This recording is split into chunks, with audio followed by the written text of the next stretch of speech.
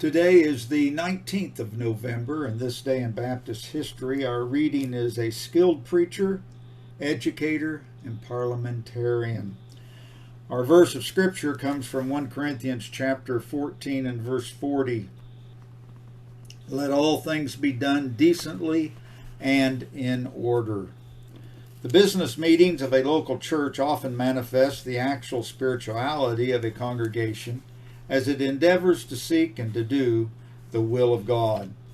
The Apostle Paul, in addressing the serious problem and chaotic condition in the Corinthian church, admonished, "Let all things be done decently and in order," 1 Corinthians 14:40. Often the one who moderates business meetings determines the course and conduct of the sessions. One who is familiar with parliamentary procedures and rules of order and combines a godly spirit and posture of authority is endowed with the qualities that make for an excellent moderator. At times, however, carelessness by a moderator can lead to misunderstanding in the work of God. Several years ago in the state of Michigan, a rural church was pastorless. They had heard several candidates for the position, and ultimately the night of voting upon the apparent man of God's choice arrived. The church constitution called for a 75% majority to call a pastor, and the candidate did indeed receive the necessary vote, with 83% of the congregation voting in favor. Actually, with 78 voting, the candidate received 65 votes. The moderator suggested that he thought it would be well to make the vote unanimous, inasmuch as the candidate had stated he would only come with an overwhelming vote of approval. One of the majority moved that the vote be made unanimous. Another member seconded the motion, and the vote was taken. Again, the vote came to 65 in favor and 13 opposed. The chairman then said, "The motion is carried. The vote is unanimous." The candidate was informed by the church clerk that he had received a unanimous vote.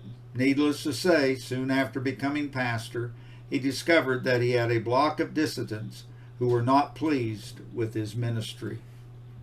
Patrick Hughes Mell was a gifted parliamentarian who served as president of the Southern Baptist Convention from 1863 to 1871, and again from 1880 to 1887, then as moderator of the Georgia Baptist Convention from 1857 to 1864, and moderator of the Georgia Baptist Association for 31 years.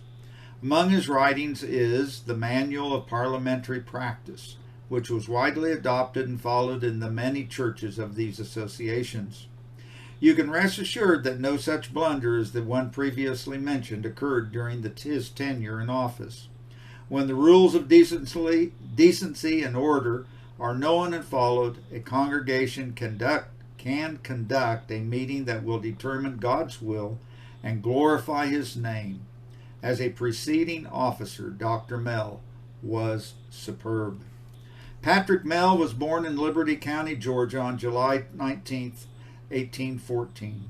He was only 14 years of age when his father Benjamin died, and only 16 or 17 when his mother Cynthia passed away. As the eldest son in the family, he had to provide means of support for himself and his dependent brothers and sisters. His spiritual life began in the summer of 1832 when he experienced conversion at the age of 18. He was baptized by Pastor Samuel Law at North Newport Church, Liberty County, Georgia.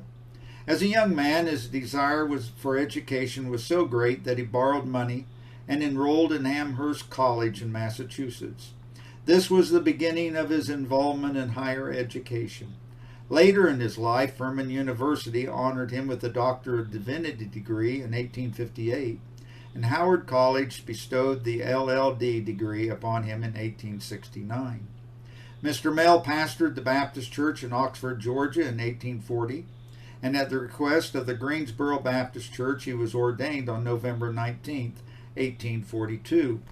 Simultaneously, while serving as pastor, Reverend Mell was called upon to serve as professor of ancient languages at Mercer University from 1841 to 1855, and at the University of Georgia in 1856. He was conscripted to serve as the Vice Chancellor of the University of Georgia in 1860 and held that post until 1872.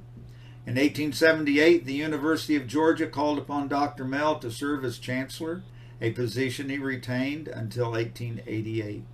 From the time of his ordination, though serving in various capacities in the field of education, Reverend Mell preached continuously, pastoring some churches for long periods of time. To God be the glory.